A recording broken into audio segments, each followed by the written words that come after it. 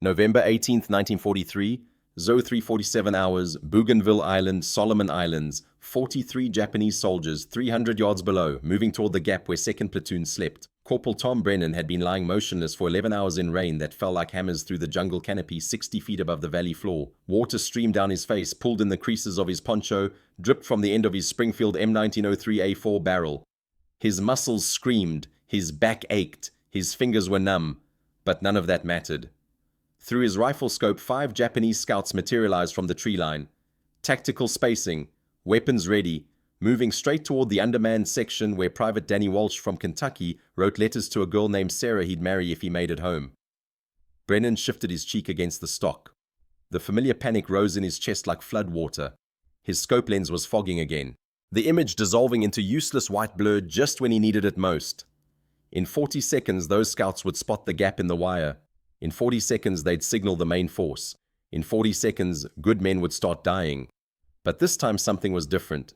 This time Brennan had a crushed Coca-Cola can wrapped around his scope like a crude metal sleeve held in place with strips of canvas and parachute cord. It looked absurd. It looked like something a child would improvise with garbage. It looked like the kind of field modification that could get a Marine court marshaled for destruction of government property. Through the modified scope, crystal clarity. Every detail, every face. The lead scout's rifle barrel catching filtered sunlight, the map case on the officer's belt, water dripping from their helmets. No one had authorized this modification. Captain Morrison didn't know. Battalion didn't know. If it failed, Brennan would face questions he couldn't answer. If it worked, he'd face different questions. The kind that came with courts-martial for unauthorized equipment modifications in combat zones. But the Japanese were 40 yards from the gap now. 35 yards. 30. Brennan settled his breathing. Let his heart rate drop. Placed the crosshairs on the lead scout's center mass. The Springfield cracked once. The sound echoed through the valley like a tree branch snapping, absorbed quickly by the dense vegetation. The lead scout collapsed without a sound. The other 4 scattered like startled deer diving for cover with the trained precision of veteran infantry. Through the scope, still crystal clear, Brennan tracked them. Chambered another round. Waited for someone to make a mistake. It was about to change everything. But to understand how a Montana logger's son ended up in a tree with a soda can wrapped around his scope, violating military regulations to save men he'd never met, you have to go back. Back to a place where missing a shot meant your family ate less that week. Back to a town so small it barely had a name. Back to Cascade Ridge, Montana. Population 387. Tom Brennan was born there in 1922, the middle son in a family that ran a sawmill operation, employing 11 men in country so remote, the nearest town with a stoplight was 43 miles away. His father, Robert Brennan, operated equipment that turned standing timber into board feet, just enough to keep the family fed. Never comfortable, never secure, always one bad winter away from shutting down. The Brennan house sat at the edge of the timberline where the pine forest gave way to rocky slopes that climbed toward peaks that stayed white year-round. No electricity until Tom was 10, no indoor plumbing until he was 12. The kind of poverty that doesn't announce itself because everyone around you lives the same way. Tom learned to shoot the way mountain boys did. By necessity. Not choice, not sport. Necessity. Deer meat filled the freezer. Elk if you were lucky. Rabbits when nothing else showed. Coyotes threatened the chickens. Mountain lions took the occasional calf. Every round of ammunition represented money the family didn't have for other things. Food, clothing, medicine. His father handed him a .22 rifle on his 8th birthday. No ceremony, no speech, just instructions. 1 round per animal. We can't afford to miss. Tom's older brother Michael was a natural with the rifle. Fast, confident. Could snap shoot a running rabbit at 50 yards, but he was also wasteful. Took shots he shouldn't take. Missed more than he should. Their father watched Michael miss a buck one November morning and said nothing. Just reduced Michael's ammunition allotment for the next month. Tom learned from that. By 12, Tom could hit a pine cone at 200 yards using the same deliberate method every time. Breathe, settle, press, never jerk, never rush. By 15, he'd never wasted a round on a wounded animal that would die anyway. You shot to kill instantly or you didn't shoot at all. The skill wasn't natural talent. It was 10,000 hours of economic pressure. It was winters when the sawmill shut down and the only protein came from what you could kill. It was knowing that wasted ammunition meant wasted money, meant your little sister wore shoes with holes in them for another month. Tom's father said it plainest one November morning when Tom was 14 and the winter looked hard. The sawmill had broken down. Parts wouldn't arrive for 3 weeks. Money was tight. Food was tighter. They were glassing a ridge where a big buck had been seen the day before. Tom had 1 round in the rifle. 1. His father had given him one 30-30 cartridge because that's all they could spare. If you miss that buck, his father said the family eats less this week. Tom didn't miss. The buck dropped at 220 yards. Clean shot through the vitals, dead before it knew it was hit. Tom's father field dressed the animal without speaking. They packed the meat out in silence. But that night sitting by the fire, his father said something Tom never forgot. You understand what that shot meant. That wasn't sport. That was infrastructure. That was putting food on the table when there was no other way. Most boys your age, they shoot for fun. You shoot because it matters. Remember that. Tom remembered. He also learned other skills growing up in that sawmill. Mechanical skills. His father's equipment was old. Parts were expensive. You learned to fix things with what you had available. Baling wire, scrap metal, improvised solutions to problems that manuals said required replacement parts you couldn't afford. Tom helped his father rebuild a carburetor using parts from 3 different broken carburetors. Watched him fashion a drive belt from strips of canvas and rubber cement. Saw him create a moisture barrier for a generator using old tin cans and tar paper to keep rainwater out of the electrical components. The lesson was always the same. Don't wait for the perfect solution. Work with what you have. Make it work. Keep the equipment running because shutdown means no money, means no food. By the time Tom turned 19, he could fix almost anything. Could improvise solutions to mechanical problems that stumped men twice his age. Could look at a broken piece of equipment and see not what it was supposed to be, but what it could be made to do with available materials. That skill learned in a Montana sawmill where poverty made you creative would save lives on an island 7,000 miles away. But first there was a war. December 7th, 1941. Pearl Harbor. Tom heard about it on the radio in the general store in town. Stood there with 20 other men listening to the news, watching their faces change as they understood what it meant. 3 months later, Tom enlisted. He walked into the Marine Corps recruiting office in Helena, Montana on March 15, 1942. The recruiter was a grizzled gunnery sergeant named Frank Kowalski, who'd seen action at Belleau Wood in the previous war. He had the look of a man who'd watched boys die and learned to spot the ones who might survive. Kowalski looked at Tom's application. Age 19. Occupation timber faller. No college. No special training. Hunting experience, yes. Competitive shooting, no. You ever miss? Kowalski asked. Tom thought about his father's words. Thought about that buck at 220 yards with 1 round in the rifle. Thought about winters when ammunition was rationed tighter than food. Sometimes when I'm rushing. Kowalski smiled. It wasn't a warm smile. It was the smile of a man who'd just seen something useful. Don't rush. Boot camp at Marine Corps Recruit Depot San Diego revealed what Tom's humility had concealed.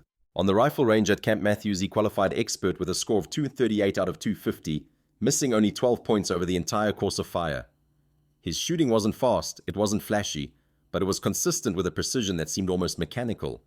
The other recruits shot faster, made their scores quickly and spent the rest of the day smoking cigarettes. Tom shot methodically. Each round placed exactly where it needed to be. No wasted motion. No wasted ammunition.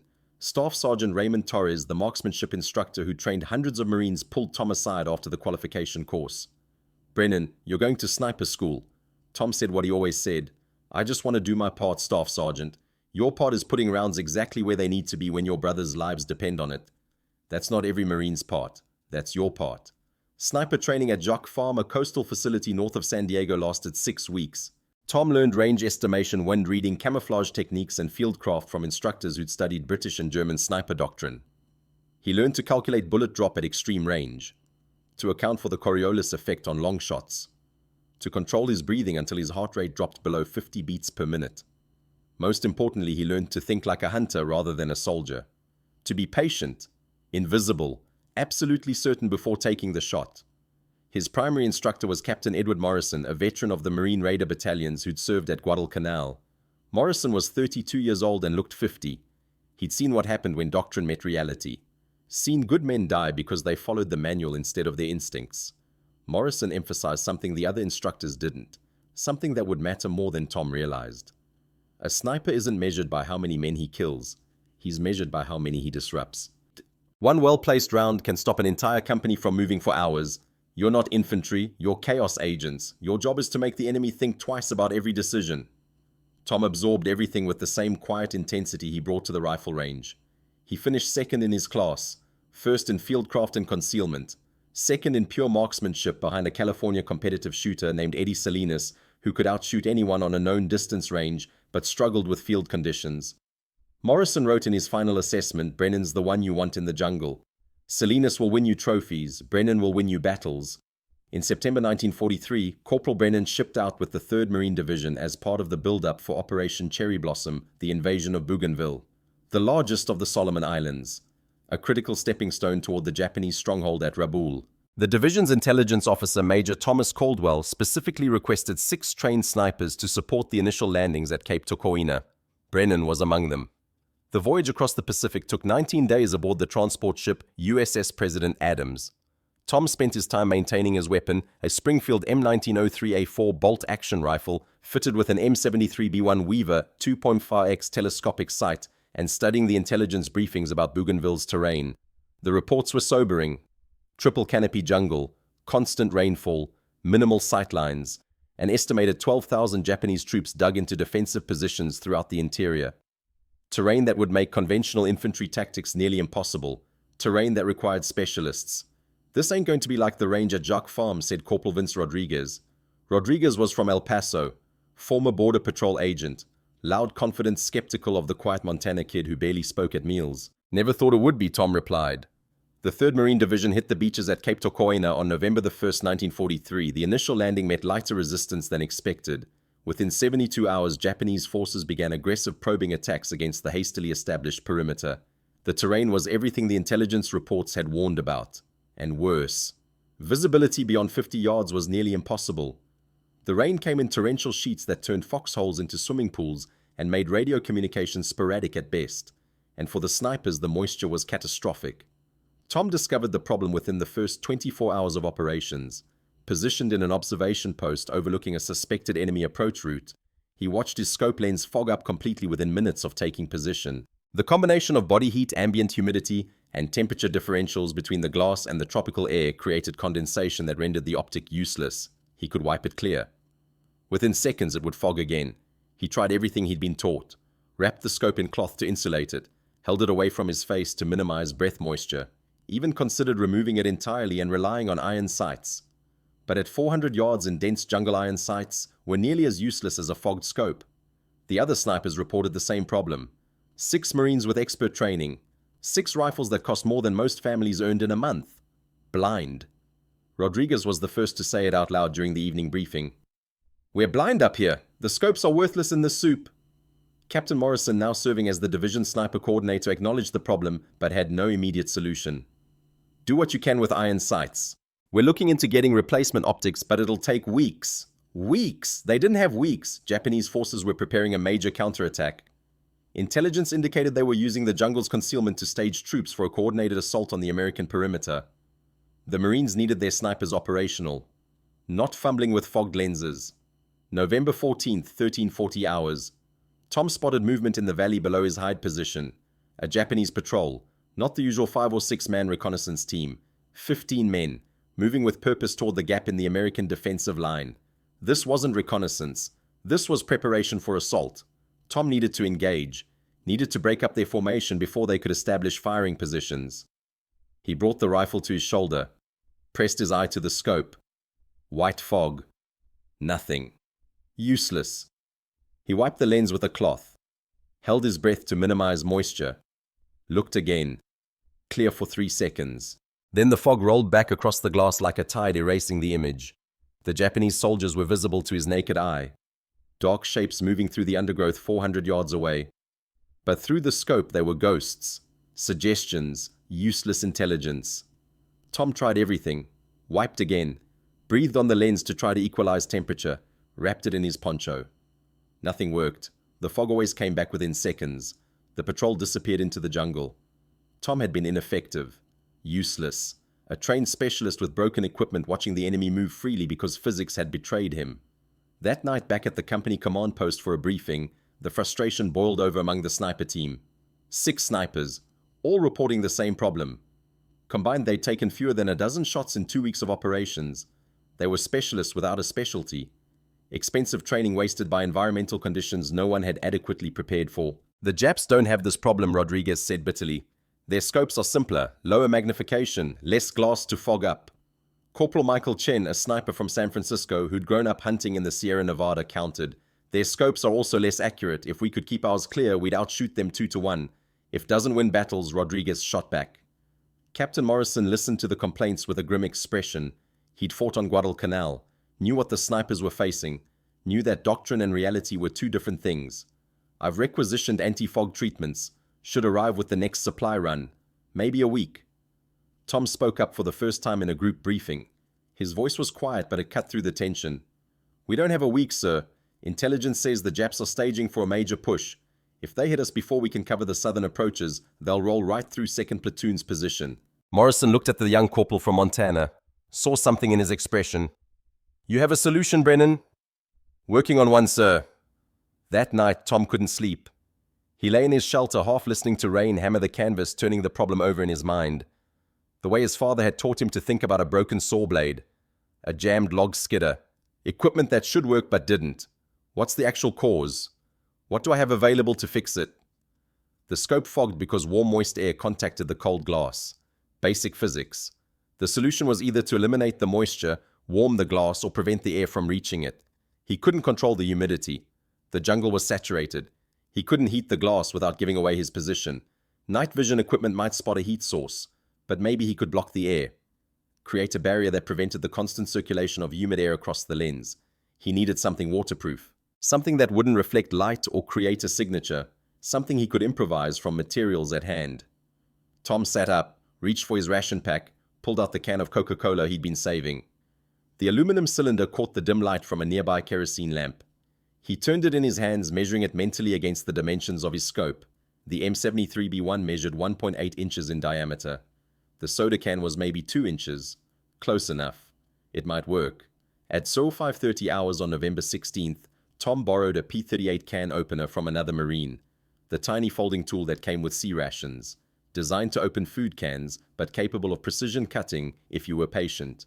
He carefully cut the top and bottom off his Coca-Cola can. 5 minutes of patient work produced a smooth cylinder, 3 inches long, 2 inches in diameter.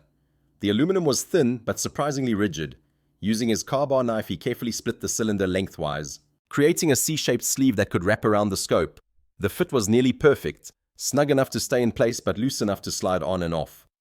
The aluminum created a thin air gap between the metal sleeve and the scope body, just enough to disrupt the direct contact of humid air with the glass. Basic thermodynamics. The same principle his father had used with that generator moisture barrier back in Montana. But Tom wasn't finished. Exposed aluminum would reflect light, create a signature that enemy observers could spot from hundreds of yards away. From his pack, he retrieved strips of canvas cut from a damaged shelter half, sections of parachute cord he'd salvaged from an airdrop. He wrapped the canvas around the aluminum sleeve, covering the reflective surface completely, then secured it with the cord, wrapping it in a tight spiral pattern that held everything firmly in place. The result looked crude. A lumpy improvised extension that added 3 inches to the front of his scope and made the rifle look like it had been assembled by someone with more determination than sense. But when Tom held it up to inspect, he noticed something important. The canvas-wrapped sleeve extended past the front of the scope lens by nearly 2 inches, creating a crude sunshade that would prevent rain from falling directly onto the glass. It was a moisture barrier and a sunshade combined. Improvised field expedients born from desperation and a logger's son understanding of how to make tools work. At 6:40 hours, Tom found Captain Morrison at the command post reviewing intelligence reports about Japanese troop movements. So request permission to field test a modification to my rifle scope. Morrison looked up, saw the strange addition to the Springfield. His expression shifted from curiosity to something harder. Concern mixed with recognition. What am I looking at? Corporal, a moisture guard, sir. Soda can canvas parachute cord. Creates dead airspace around the scope. Keeps rain off the lens. Morrison set down his coffee mug. The tent suddenly felt smaller. His voice dropped. Brennan, are you aware that unauthorized modifications to issued equipment in a combat zone constitute a violation of Article 108 of the Uniform Code of Military Justice? The two other Marines present, Rodriguez and Chen, stopped what they were doing. The weight of those words settled over everyone. Sir, If that modification fails, Morrison continued, and you miss a shot because of it, you could face court-martial for destruction of government property. If it causes your rifle to malfunction and Marines die because you weren't operational, you're looking at dereliction of duty. Do you understand what I'm telling you? Tom's jaw tightened. Yes, sir. But sir, the alternative is 6 snipers who can't see through their scopes. If we wait for official solutions are coming. Morrison cut him off. Technical services is working on anti-fog treatments. Should arrive within the week, maybe less. We don't have a week, sir. The two men stared at each other. Morrison was a practical officer. He'd seen enough combat to know when doctrine failed reality, but he also knew the cost of unauthorized improvisation when it went wrong. Knew what happened to officers who looked the other way when regulations were violated. Knew that protecting his Marines sometimes meant protecting himself first. Show me how it works. Tom demonstrated the modification, explained the dead airspace principle, the extended hood, the non-reflective covering. Morrison studied it with the eye of someone who'd seen too many field expedients fail at critical moments. The weight balance is off. You added 3 ounces to the front end. Yes, sir, I'll compensate. And if it snags on vegetation during movement, canvas is smooth enough. I've tested it moving through underbrush. No worse than standard setup. Morrison handed the rifle back. When he spoke, his voice was careful, deliberate, each word chosen with precision. Here's what's going to happen, Corporal. I'm not authorizing this modification. I can't. But I'm also not ordering you not to use it. If it works, we'll discuss replication for the other snipers. If it fails, you and I are going to have a very different conversation about why you violated regulations without permission. Do you understand what I'm saying? Tom understood perfectly. Morrison was giving him permission without giving him permission. Plausible deniability if things went wrong. Protection for Morrison's career. Responsibility entirely on Tom's shoulders. Yes, sir. Thank you, sir. Don't thank me yet, Brennan. Morrison's expression hardened. And don't get yourself killed testing a theory. If you die with that thing on your rifle, I'll have to explain to your family why I let you violate regulations. Tom nodded, turned to leave. One more thing. Morrison's voice stopped him at the tent flap. If this works, if it actually solves the problem, I need you to show the other snipers how to replicate it.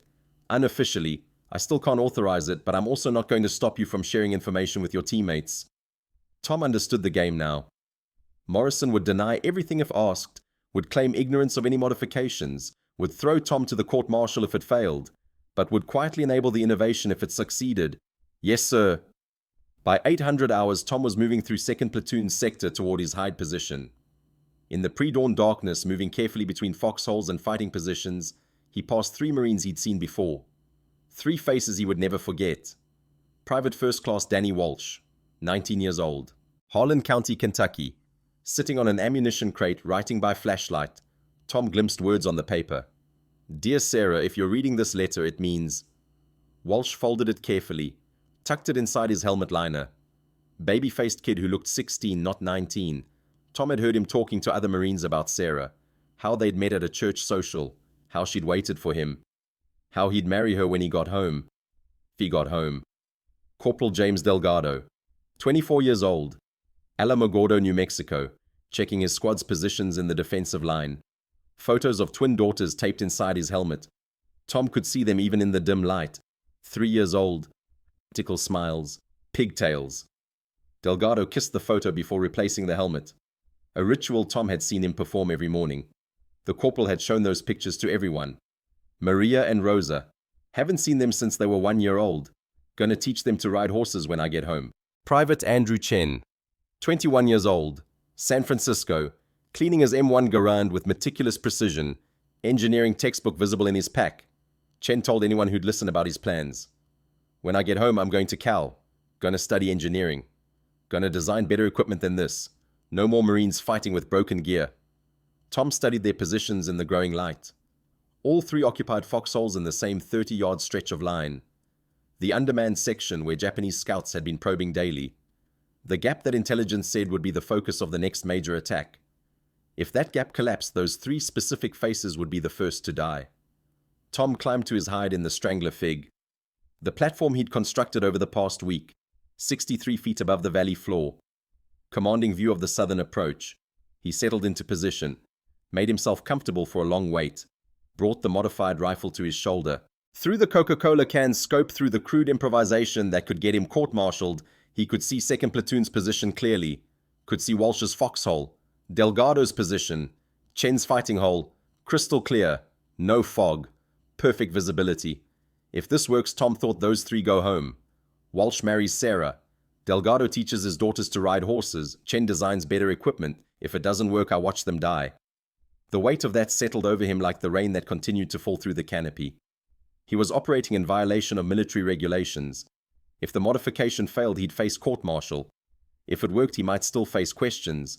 But none of that mattered compared to the three faces he could see through his scope. The Japanese would come today. Intelligence was certain. They'd been probing for 2 weeks, mapping the defenses, identifying weak points. Today they'd exploit what they'd learned. Tom checked his ammunition. 50 rounds of 30-06 Springfield. He checked the scope again. Still clear. The modification was working. All he could do now was wait. And at 13:47 hours they came. The patrol materialized from the tree line at exactly 13:47 hours. 7 Japanese soldiers moving in tactical column 15-yard spacing between each man, following a game trail that ran parallel to the American perimeter. They moved with the confidence of veteran infantry who'd done this before, who expected no resistance from the jungle-covered approach. Through Tom's modified scope, through the crude Coca-Cola can sleeve that Captain Morrison had refused to authorize the view, was immediately dramatically different from anything he'd experienced in 2 weeks, crystal clear. He could see the lead scout's rifle barrel catching filtered sunlight through the canopy. The map case on the officer's belt worn leather with visible water staining. Water dripping from their helmets in steady streams. The fatigue in their movements. Details that had been impossible for 14 days of fogged uselessness. Tom settled his breathing. Let his heart rate drop the way he'd been trained. The way he'd learned as a boy waiting for that buck at 220 yards with 1 round in the rifle. The rifle sat solid in the improvised rest he'd constructed from branches lashed together with parachute cord. Range 420 yards. He'd measured it 3 days ago using landmarks, that distinctive dead tree in the valley. The boulder shaped like a broken tooth.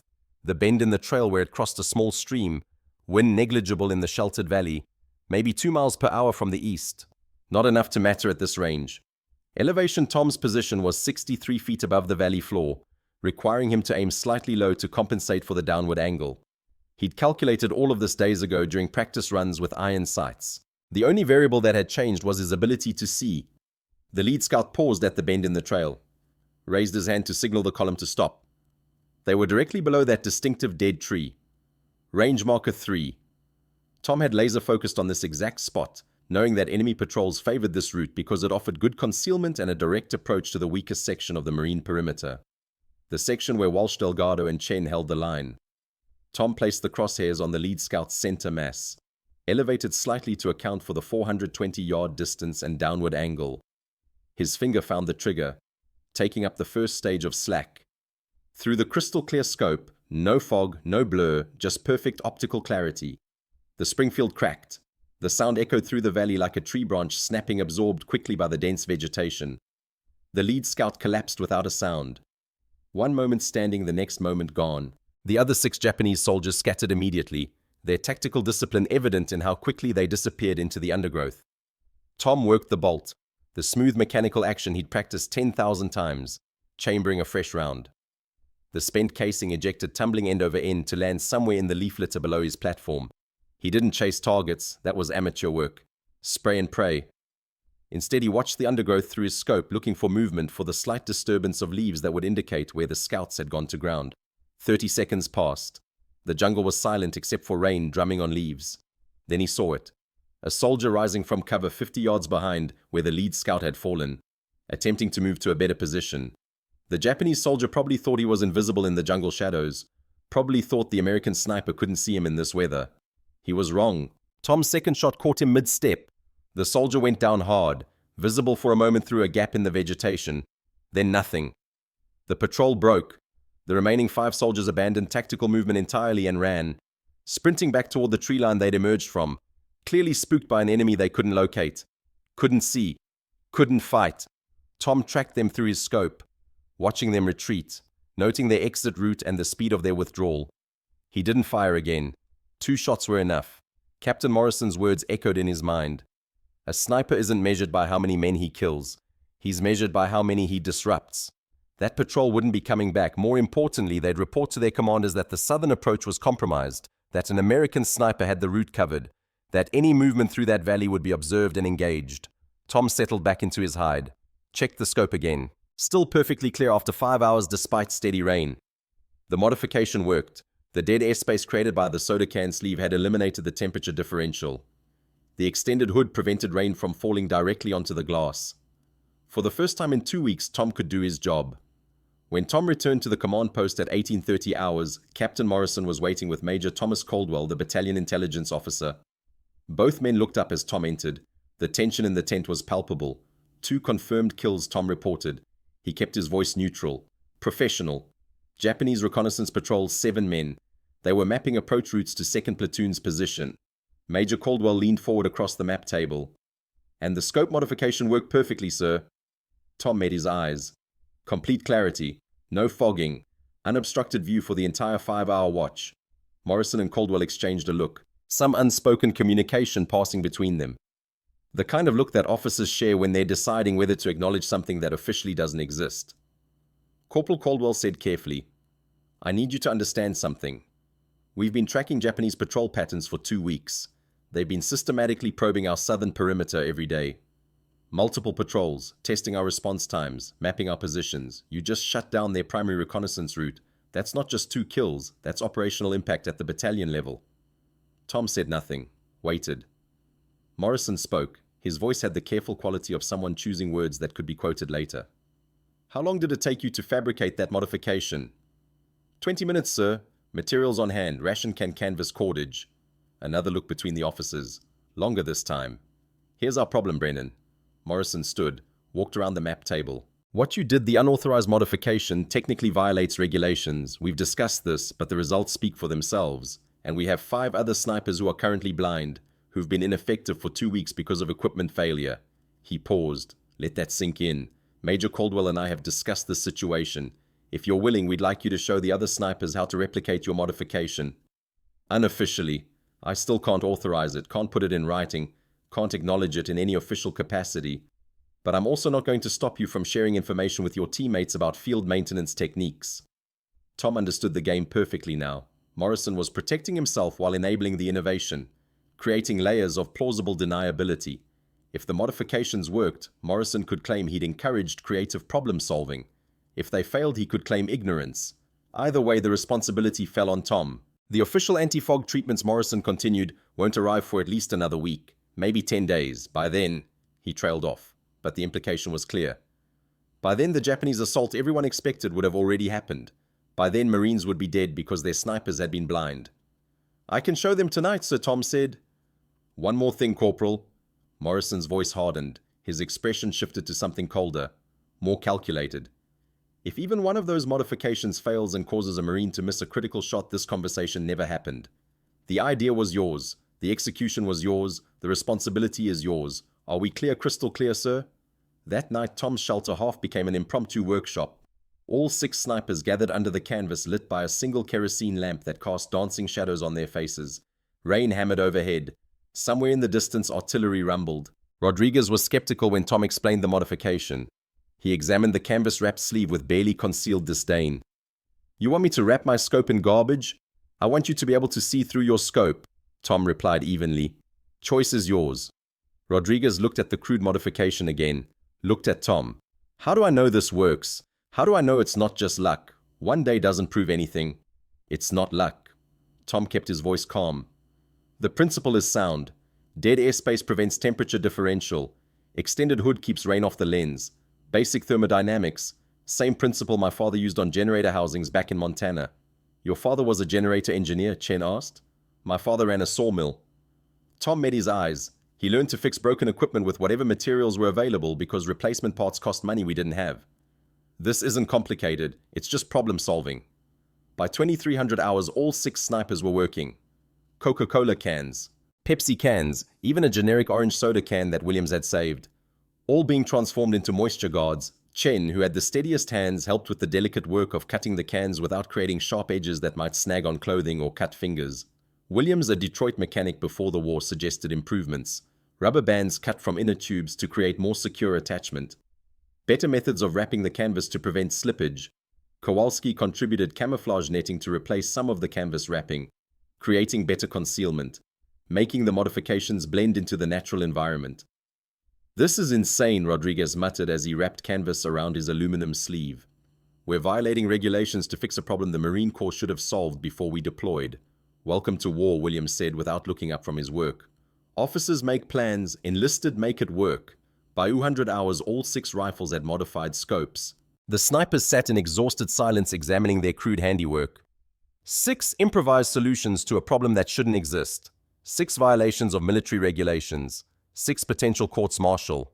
If Morrison sees these, Chen said quietly, "What do we tell him?" "We tell him Brennan showed us a technique," Tom said. "If it works tomorrow, Morrison will take credit for innovation. If it fails, he'll court-martial me for destruction of government property. Either way, you 5 say I acted alone. Say I showed you without authorization. Say you didn't understand the implications." Rodriguez looked at him with something new in his expression. Something like respect. "Montana, if this works, I'm buying you a whole case of Coca-Cola when we get back to San Diego." "Just need 1 can, Rodriguez." Tom almost smiled. "Rest you can drink." The group managed tired laughter. Outside, rain continued to hammer the tent. Lightning flashed, illuminating their faces for a moment. Young faces. Tired faces. Faces that understood they were betting their careers on a Montana logger's son and a soda can. In the morning, they'd discover whether that bet would pay off. The Japanese attack came at 09:45 hours on November 17th. Not the all-out assault that intelligence had predicted, but something more sophisticated, more dangerous. A probing attack. Multiple squads hitting different sections of the American perimeter simultaneously, designed to draw forces away from key positions, to identify weak points, to create gaps that could be exploited by follow-on forces. The southern approach, Tom's sector, received special attention. At 10:15 hours, a platoon-strength force of approximately 35 Japanese soldiers began moving through the valley, using fire and maneuver tactics to advance toward the Marine positions. They were confident, organized, clearly expecting minimal resistance from the jungle-covered approach. They were wrong. Tom had been in position since 1,000 hours. His hide refined even further, his shooting lanes clear, his range cards updated with new landmarks, his modified scope still performing flawlessly despite steady rain. Through the crystal-clear optic, he watched the Japanese force organize at the tree line, counted soldiers, identified leaders by their behavior, noted their weapons and equipment. When they began their advance, he was ready. First shot, 10:18 hours, Japanese NCO directing the movement of 2 squads. The man dropped. The entire force immediately went to ground. Surprised by accurate fire from an unseen position, they'd expected the rain and vegetation to protect them, expected American optics to fail in these conditions. Tom worked methodically, breathing controlled, heart rate steady, 1 shot every 2 to 3 minutes, targeting soldiers who exposed themselves while attempting to maneuver. Not rushing, not wasting ammunition, each shot deliberate, calculated. Executed with the precision of someone who'd spent 10,000 hours learning that missed shots meant his family ate less. By 11:45 hours, he'd fired 14 rounds, 9 confirmed hits, 3 probables he couldn't verify due to vegetation, 2 misses, both at targets moving faster than he'd calculated. More importantly, the Japanese advance had stalled completely. Soldiers who'd been moving aggressively toward the Marine perimeter were now pinned in place, unable to identify where the fire was coming from, unable to return effective fire, unable to advance without exposing themselves to an enemy they couldn't see. At 12:30 hours, the Japanese force withdrew. During a brief lull in the fighting, Tom shifted his scope back towards 2nd Platoon's positions. Through the optic, he could see Walsh in his foxhole rifle ready.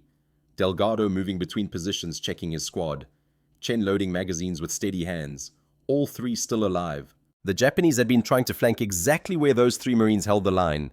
If Tom's scope had still been fogged, if he hadn't been able to interdict that platoon's advance, those 3 specific faces would be gone. Tom pushed the thought away, chambered another round, kept watching. Throughout the morning, the other 5 snipers, now equipped with their own modified scopes, reported similar results over the radio net. Rodriguez, covering the western approach, had engaged a Japanese mortar team attempting to set up in a clearing, killed 3 crew members, forced them to abandon the position and retreat. The mortars that would have rained shells onto 2nd Platoon's sector never fired. Chen Northern Sector had disrupted a flanking movement by engaging the lead elements, killed the point man, wounded the squad leader. The entire formation fell back in confusion. Williams' eastern approach had killed 2 officers coordinating an assault. Without leadership, the assault dissolved before it began. The pattern was clear. 6 snipers with modified scopes, 6 sectors covered, 6 Japanese attacks disrupted before they could develop. That afternoon, Captain Morrison assembled the sniper team for a debrief. The numbers were staggering. Combined, the 6 snipers had fired 62 rounds and recorded 41 confirmed hits during the morning engagement.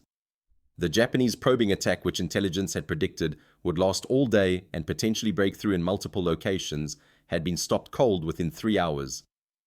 Gentleman Major Caldwell addressed the exhausted snipers. His voice was formal, but his expression showed something else. Relief, maybe even pride. You just saved 2nd Platoon from getting overrun. The Japs were setting up for a coordinated assault on our weakest positions. You broke their reconnaissance, disrupted their attack formations, forced them to abort the operation. That's not just good shooting, that's operational impact at the battalion level. Morrison said nothing, but his expression spoke volumes. The unauthorized modifications worked better than anyone had expected. Now he had to decide what to do about it. That night at 2100 hours, everything changed. Marine listening posts began reporting sounds in the jungle. Not sporadic movement, not the usual infiltration attempts, something bigger, coordinated, disciplined. The intelligence briefing was grim. Japanese forces were staging for a major nighttime assault, using the weather as concealment, using the darkness to mask their approach, planning to hit the American perimeter at its weakest points before dawn when defensive fires would be least effective. Major Caldwell pointed to the map. Red marks indicating suspected assembly areas. Blue marks showing the Marine defensive line. The gap painfully obvious. They're coming for 2nd Platoon sector. Everything we've seen over the past week, all those probing attacks has been reconnaissance for this. They've identified the gap. They know it's undermanned. They're coming through it tonight. Morrison looked at his 6 snipers. I'm deploying you during darkness with night observation devices. It's dangerous work. Moving through the jungle at night, establishing positions without light, maintaining awareness while exhausted. But if the Japs hit that gap before we can reinforce it, he didn't need to finish the sentence. Tom thought about Walsh, Delgado, Chen. 3 faces he could see through his scope. 3 men who didn't know their lives depended on a Montana logger's son and an unauthorized modification made from garbage, Sir Tom said. His voice cut through the tension. My position overlooks the main approach to that gap. If I can get there before they move, if my scope works in low light. Your scope won't work in darkness, Corporal. Morrison's voice was flat. None of them will. Not enough ambient light for optical sights. No, sir, but I have infrared binoculars for observation. If I can spot them forming up, track their movement, I can engage once there's enough dawn light. Buy time for 2nd Platoon to prepare. Give them warning before the assault hits. Morrison considered this. You'd be out there alone for 6 hours in the dark. No communication, no support, no backup if something goes wrong. And you'd be trusting your life to an unauthorized modification made from a soda can. Yes, sir. Tom met his eyes. That's exactly what I'd be doing. Morrison's jaw tightened. Something shifted in his expression. Not quite approval, not quite resignation. Something in between. Get to your hide, Corporal. Don't get killed. Tom moved through the jungle at 3:15 hours on November 18th, using terrain features he'd memorized over the past week. Every step deliberate, every sound potentially fatal. The rain had increased the transitioning from steady downpour to tropical deluge. Visibility was nearly zero. He thought about his father's words from a Montana hunting trip 15 years ago. Move like you're stalking, because you are. And what you're stalking can kill you.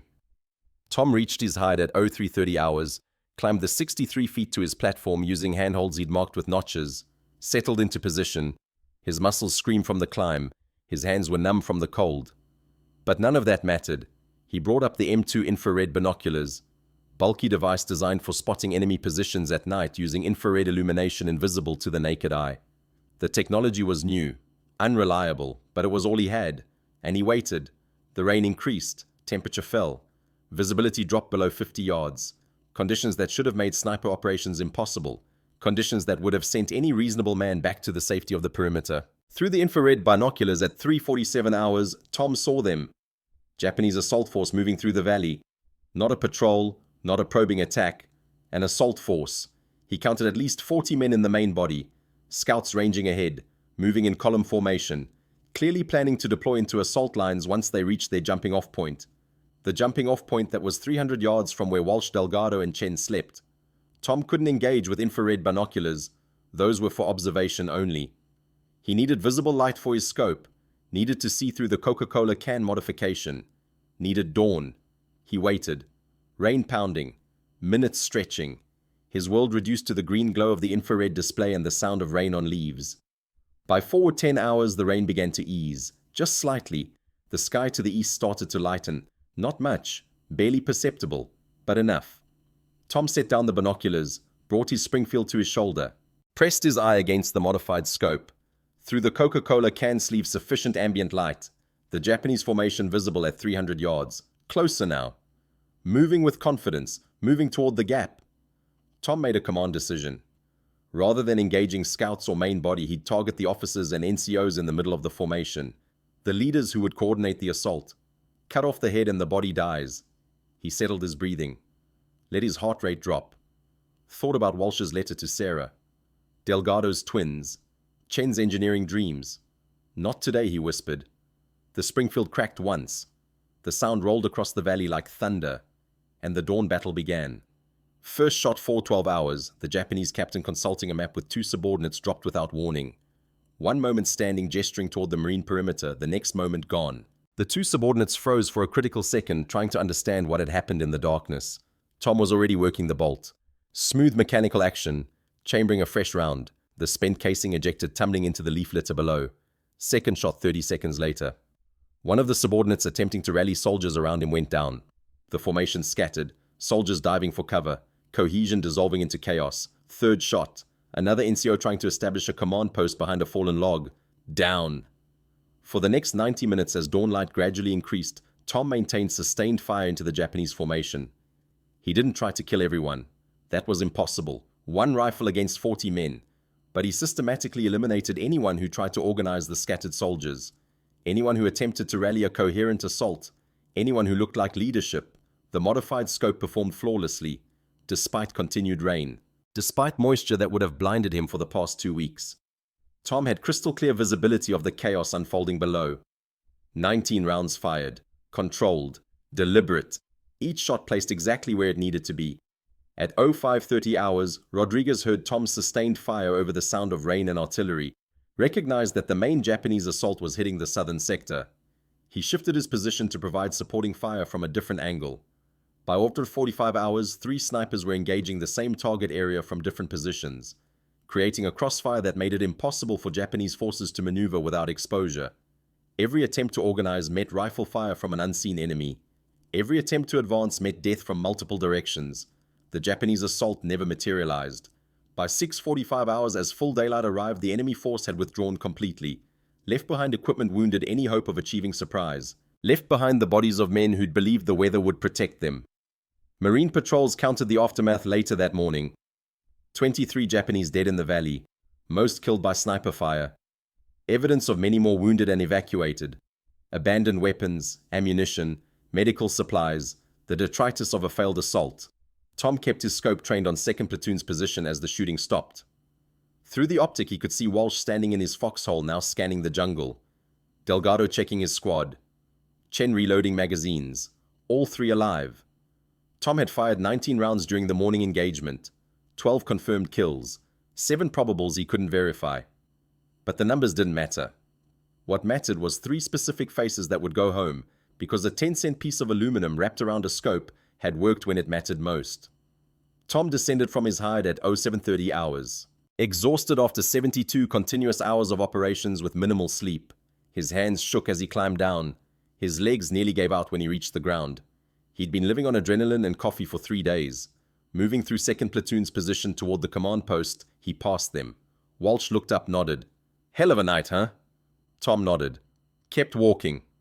Delgado waved. "We heard you guys working." "Thank you. Just doing our job," Chen called out. "Hey, Corporal, seriously." "Thank you." Tom stopped. Looked at Chen's face. 21 years old. A future that almost didn't exist. "You take care of that rifle, Private?" "Yes, Corporal." Tom kept walking. Thought about those 3 faces through his scope. They'd go home after this war. Live full lives. Never knowing that a Coca-Cola can and a Montana logger's son were the only things that stood between them and a Japanese bayonet charge in the darkness. That was how it should be. Tom didn't need recognition. He needed them alive. They were alive. Captain Morrison was waiting at the command post with Major Caldwell. Both men looked like they hadn't slept. Maps covered the table. Radio reports scattered across every surface. "Corporal Brennan," Morrison's voice was carefully neutral. "Battalion wants a full accounting of sniper activities during the past 3 days. How many confirmed kills do you have?" Tom consulted his shooter's log. 23 confirmed, sir. Another 8 probables I couldn't observe impact on. 23 in 72 hours. Yes, sir. Morrison walked around the map table. The other 5 snipers combined have 21 confirmed kills during the same period. Do you understand what that means? That I've been fortunate in position selection, sir. That's one interpretation. Morrison pulled out a folder. I've been reading after-action reports from captured Japanese documents. Enemy commanders were reporting to their superiors that the southern approach was covered by a death sniper who could shoot in any weather conditions, who seemed to be able to see through rain and fog. They thought you were using classified optical technology. Tom almost smiled. A soda can, sir. A soda can that changed the outcome of a 3-day battle. Morrison extended his hand. Well done, Corporal. I'm submitting you for a Bronze Star with Valor device. Extraordinary initiative in developing field expedient solutions to critical equipment failures and sustained combat effectiveness resulting in disruption of enemy assault operations. Sir, about the unauthorized modification. Morrison cut him off. What unauthorized modification? As far as my report is concerned, you displayed extraordinary initiative in maintaining your equipment under adverse field conditions. The specific techniques you employed are noted as field expedient moisture mitigation using available materials. If anyone at Technical Services wants details, they can ask you directly. Tom understood. Morrison was protecting him by being deliberately vague. Thank you, sir. Don't thank me yet, Brennan. Morrison's expression hardened. Because here's what's about to happen. Every sniper in the 3rd Marine Division is going to want to know about your technique. Technical Services is going to want to study it. Some procurement officer is going to realize you solved in 20 minutes a problem they've been working on for months. When that happens, remember this. You acted in good faith to maintain operational effectiveness. You didn't seek glory. You sought solutions. That's what Marines do. The next week brought a parade of officers wanting to understand what had happened. Battalion wanted details. Division wanted documentation. Every officer who'd ever doubted field improvisation suddenly wanted to understand how a Montana logger's son had solved a problem that technical experts couldn't. Tom showed them the modification, explained the thermodynamics, demonstrated the dead airspace principle. They took notes, took photographs, took measurements. Rodriguez watched one session and said what they were all thinking. They're going to take credit for this, Montana. Tom shrugged. Don't care who gets credit. I care that it works. Within 2 weeks, word spread through the 3rd Marine Division like wildfire. The soda can scope trick. The simple field expedient that had solved a problem Marine Corps procurement hadn't addressed. Every sniper in the division modified their scopes using Tom's technique. It required no special tools, no technical expertise beyond basic fieldcraft, no materials that weren't already in standard rations. Coca-Cola cans became valuable currency. Men who'd previously discarded them after drinking now saved them, traded them, hoarded them like precious metal. In December 1943, Technical Services Battalion got involved. After Morrison forwarded a detailed report about the modification's effectiveness, engineers studied Tom's improvised design, conducted tests, confirmed what a Montana logger's son had discovered through necessity. The dead airspace created by the aluminum sleeve disrupted the thermal gradient, causing condensation. The extended hood prevented direct rain contact with the lens. Crude, yes, but thermodynamically sound. By February 1944, Technical Services developed an official specification for scope guards based on Tom's design. The official designation, Cover Telescopic Sight M1944, used molded rubber instead of aluminum, included adjustment rings for different scope diameters, came with installation instructions. It arrived in theaters 6 months after Tom's improvised version had already solved the problem. In March 1944, a major from Technical Services arrived to interview Tom about the modification. Corporal Brennan, the major, said, examining the crude canvas-wrapped aluminum sleeve, "You realize you potentially violated regulations by modifying issued equipment." "Yes, sir. I was aware of that risk. And you did it anyway, sir. My brothers were going to die if I couldn't see through my scope. The regulations didn't seem as important as that." The major studied him for a long moment. "Corporal, the Marine Corps just saved approximately $40,000 in research and development costs because you figured out in 20 minutes what our engineers couldn't solve in 6 months. The Commandant sends his regards." Sergeant Tom Brennan, promoted March 1944, remained with the 3rd Marine Division through Guam and Iwo Jima. Combat record by war's end, 67 confirmed kills, a number that would have been significantly lower without those 72 hours on Bougainville when his modification kept him operational while others were blind. He served as sniper instructor at Guadalcanal, taught new Marines the fieldcraft he'd learned in Montana mountains and perfected in Solomon Islands jungles. His classes always included a session on improvised equipment modifications. He always brought a modified rifle. Original Coca-Cola can sleeve still attached. "Don't wait for supply to solve your problems," he told his students. "You're Marines. You adapt. You overcome. You win with what you've got. Sometimes that's $1 million rifle. Sometimes that's $1 million rifle in a 10-cent soda can. Doesn't matter which, as long as you hit what you're aiming at." Tom Brennan returned to Cascade Ridge, Montana in October 1945. He didn't talk about his service. Most veterans of his generation didn't. He worked in his father's sawmill, eventually took it over when Robert Brennan retired in 1956. He married Margaret Hutchins in 1947. 3 children. Quiet life in the mountains where he'd learned to shoot as a boy. Where missing meant the family ate less. The Bronze Star with Valor device arrived in 1944. Tom kept it in a footlocker in his bedroom closet, wrapped in the same canvas he'd used to wrap the Coca-Cola can sleeve. Never displayed it, never mentioned it unless asked. When his children found it years later and asked what it was for, he said, "Doing my job." The modified Springfield sat in the back of his gun safe. Original soda can scope guard still attached. He never fired it again after the war.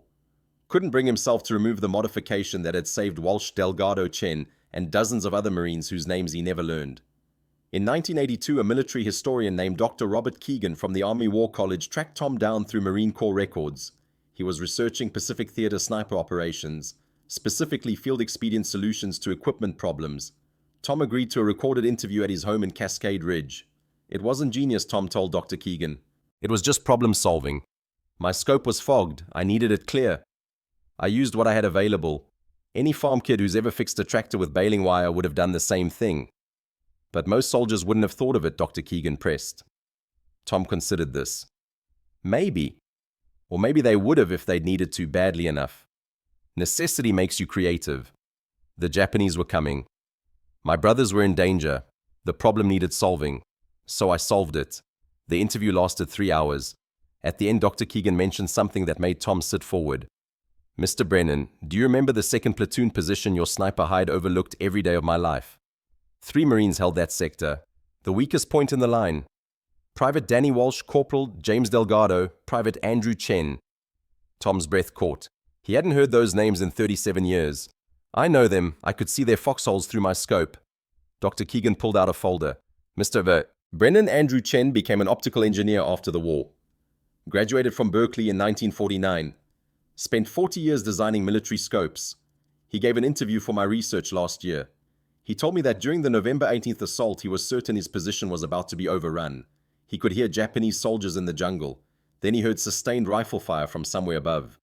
The attack never came." Dr. Keegan leaned forward. "Chen said I became an optical engineer because of that night. Some Marine sniper I never met kept fighting in weather that should have made shooting impossible. I wanted to design equipment that would work for snipers like him." Tom's eyes were wet. He never knew it was me. "Not until I told him I was interviewing you. He'd like to meet you, Mr. Brennan, to thank you." Tom Brennan died of heart failure on June 9th, 1998. He was 76 years old. His funeral in Cascade Ridge was attended by 400 people. 3 surviving members of his sniper team from the war, Rodriguez, Williams, Kowalski. They told stories, shared memories, toasted a man who'd saved their lives and never bragged about it. But also in attendance, Dr. Andrew Chen, now 84 years old. He'd flown from San Francisco to Montana to honor a man he'd never formally met during the war. At the graveside, Chen placed something on the casket. His Bronze Star earned for actions on Iwo Jima. "I wouldn't have lived long enough to earn this if you hadn't wrapped a Coca-Cola can around your scope in November 1943. Thank you, Sergeant Brennan." Tom was buried at Montana State Veterans Cemetery in Fort Harrison. Full military honors. 3-volley salute. Taps played across the mountains where he'd learned to shoot. His modified Springfield M1903A4 original Coca-Cola can scope guard still attached was donated to the National Museum of the Marine Corps at Quantico, Virginia. The placard reads M1903A4 sniper rifle with field expedient scope guard, used by Sergeant Thomas Brennan, 3rd Marine Division, Bougainville, 1943. The improvised modification fabricated from a discarded ration can solve critical moisture problems affecting optical sights in tropical environments. Brennan's innovation was subsequently adopted throughout the Pacific Theater and influenced official equipment specifications. Thousands of visitors walk past that rifle every year. Most don't pause. But occasionally a veteran will stop, lean close, study the crude aluminum and canvas sleeve wrapped around the scope, and smile with recognition. They know. They've been there. They've made it work with what they had. Tom Brennan's story isn't really about sniping. It's about the moment when training and doctrine fail you, when the equipment doesn't work as designed, when the problems you face aren't in any manual or field guide. It's about the space between what you were taught and what you need to do, and how you fill that space with creativity, resourcefulness, and sheer refusal to accept failure. The rifle sits in the museum now behind glass. The aluminum sleeve is corroded in places, The canvas wrapping is faded and stained. It looks exactly like what it is, a piece of improvised field gear cobbled together from trash and necessity. But it represents something larger. It represents every field modification ever made, every problem solved with ingenuity rather than resources, every time someone looked at a limitation and saw an opportunity. In his final interview before his death, Tom was asked what he wanted people to remember about his service. His answer was characteristically modest but contained a philosophy that applies far beyond military operations. I want them to know that being ready isn't just about having the right equipment or following the right procedures. It's about being willing to think when things don't work the way they're supposed to. The world doesn't usually give you ideal conditions. So you work with what you have. You solve the problem in front of you. Even if it's just a soda can and some string. That's not heroism. That's just doing the job.